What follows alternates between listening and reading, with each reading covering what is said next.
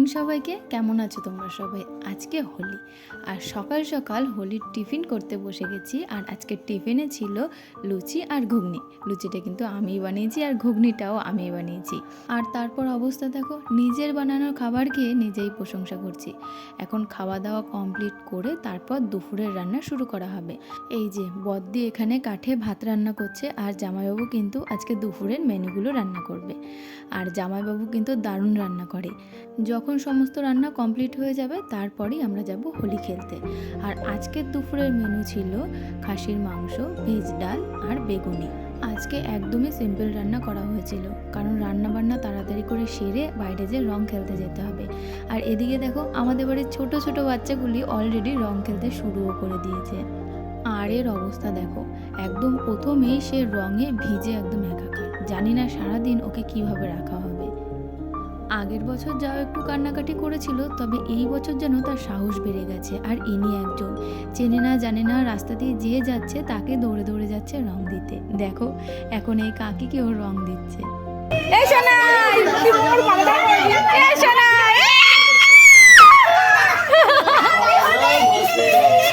বিড়ালটা দিস না রে।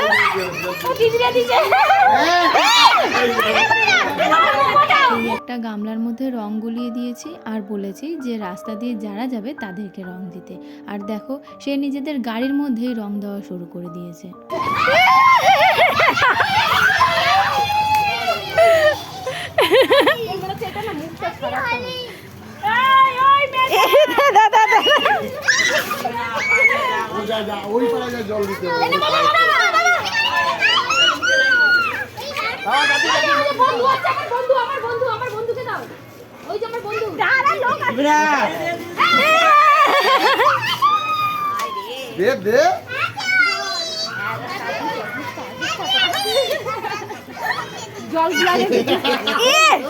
এই ছেলেটা নিজেরাই মাখায়।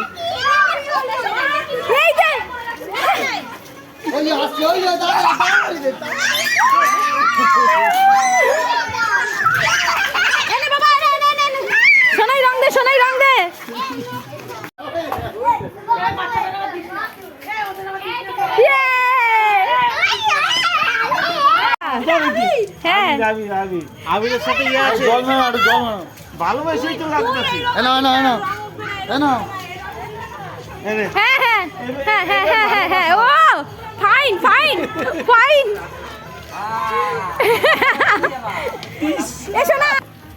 মিশু কি করবে রং দিয়ে?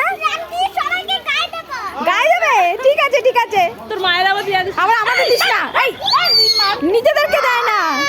কি হয়েছে? দে দে দে দে দে দে মোনা দে দে।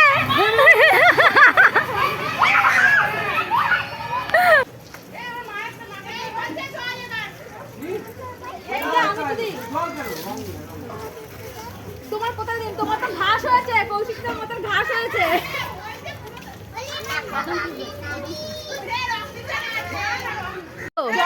কি খাও? আর আমি